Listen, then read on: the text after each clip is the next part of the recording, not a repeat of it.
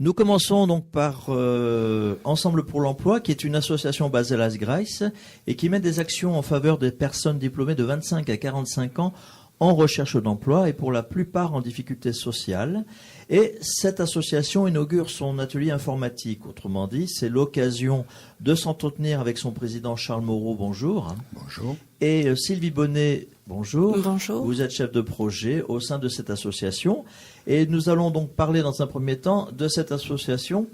Quelle est-elle? Parce qu'en fait, elle est très jeune, en fait, cette association.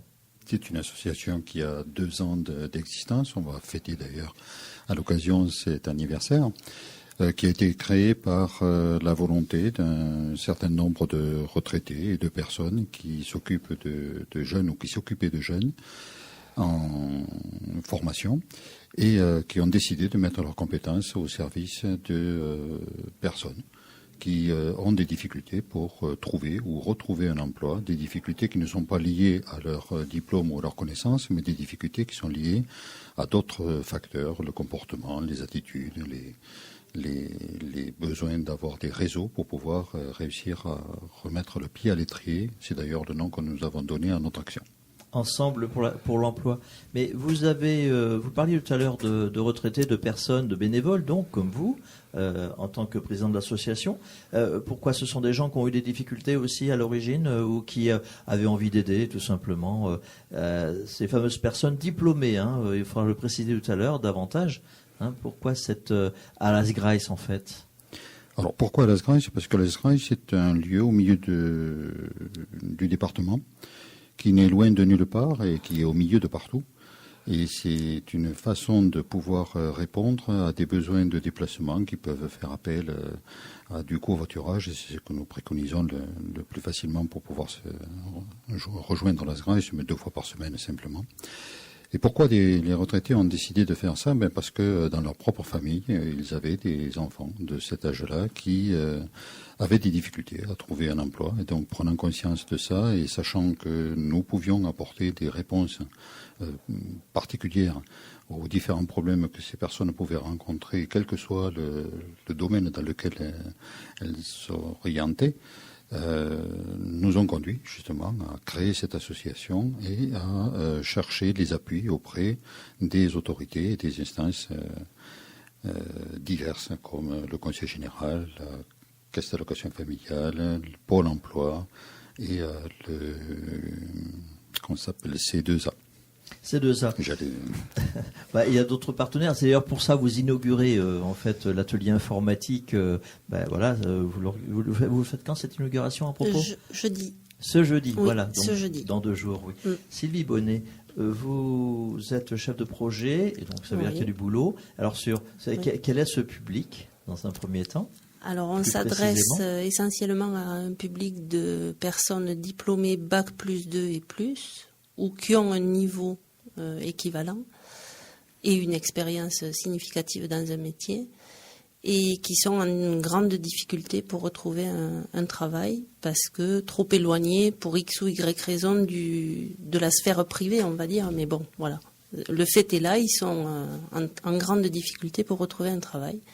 Et du coup, nous, on met tout en œuvre pour les accompagner. Et on dit bien les accompagner. Ça veut dire quoi? Voilà, pourquoi les accompagner? Ça veut dire qu'on leur ouvre des pistes, qu'on leur donne des conseils, puisqu'on travaille essentiellement les CV, lettres de motivation, entretien d'embauche, mais à aucun moment on ne va faire à leur place. Voilà, c'est eux qui font la démarche d'eux. Charles Moreau, justement, parlait tout à l'heure de situation personnelle, justement. Et donc, concrètement, la mise en lien entre la situation personnelle et les actions proposées. Que peut-on en dire? Vous parliez de CV, oui. Mais est-ce qu'il y a d'autres types d'accompagnement? Alors oui, il y a un accompagnement en groupe le lundi et le vendredi en principe, et le mardi, mercredi, jeudi, on les réserve à des accompagnements individuels au cours desquels on fixe des objectifs qui permettent aux personnes accompagnées de mieux organiser la recherche d'emploi. Parce qu'on s'aperçoit que le gros souci, il est là. Il est dans l'organisation du temps. C'est pas évident de s'organiser le temps, mais aussi l'espace éventuellement, c'est-à-dire avoir une méthode de recherche. Oui. En fait.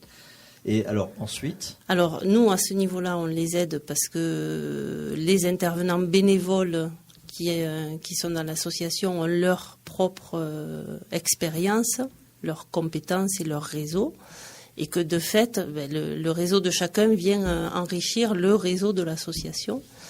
Donc on les aide à ce niveau-là. On leur donne des outils quant au CV, lettres de motivation, communication, entretien d'embauche. Et ensuite, dans les entretiens individuels, on les briefe en quelque sorte. Voilà. Beaucoup de monde, beaucoup de passages, beaucoup de demandes. Qu'en est-il de ce côté-là ? Eh bien, jusqu'à présent, nous avons reçu donc 49 personnes à peu près. Même pas à peu près, sur 49 personnes. Sur les 49 personnes, 32 ont intégré la formation. Et depuis que nous avons commencé, donc depuis 18 mois, 24 ont déjà retrouvé un emploi. Les autres sont encore avec nous et sont en instance de départ pour un emploi qu'ils sont en train de voir arriver. Charles Moreau, vous êtes président de cette association, mais en même temps, vous connaissez en tant qu'élu Tain-les-Dadous, bien sûr dans une commune, mais aussi Tain-les-Dadous. Et donc, il y a besoin d'accompagner des personnes qui sont du monde rural en particulier ou pas ? Oh, c'est pas forcément du monde rural. Ce sont des personnes qui ont perdu pied à un moment. Et quel que soit l'endroit où elles se trouvent, il y en a sur le territoire de Tain-les-Dadous, bien sûr, mais il y en a aussi autour de Tain-les-Dadous, dans tout le département, et même Toulouse, puisque nous avons déjà reçu un couple de Toulouse pour pouvoir l'accompagner. Et pour terminer notre entretien, vous proposez donc l'inauguration, peut-être rappeler ce qui va se passer et qui est invité et quand et où. Alors les autorités, bien sûr, sont invitées. Je sais que M. Carsenac sera avec nous, que Madame la préfète se fait représenter, que nous aurons un conseiller régional et un certain nombre d'autres personnalités qui ont répondu donc à notre invitation pour simplement porter leur témoignage à notre action. Le grand public ? Le grand public, pas pour cette manifestation que nous avons voulu réserver aux entreprises qui nous aident le plus, aux partenaires et aux mécènes qui nous aident le plus, et en particulier donc 2 entreprises qui nous ont aidés à monter l'atelier informatique, Banque Populaire par la Fondation et le Clerc de Gaillac, Monsieur Moyon. Voilà, l'objectif était de parler aux auditeurs de votre action qui est, complémentaire à d'autres actions de type Pôle emploi peut-être ou d'autres associations pour l'emploi, mais avec ce public très particulier, vous en avez parlé, donc des personnes qui ont de la formation supérieure et qui sont en difficulté vraiment de recherche, de trouver un emploi en tout cas. Voilà. Je vous remercie, Sylvie Bonnet et Charles Moreau, et puis bonne inauguration ce jeudi. Merci. Au revoir. Au revoir. Au revoir.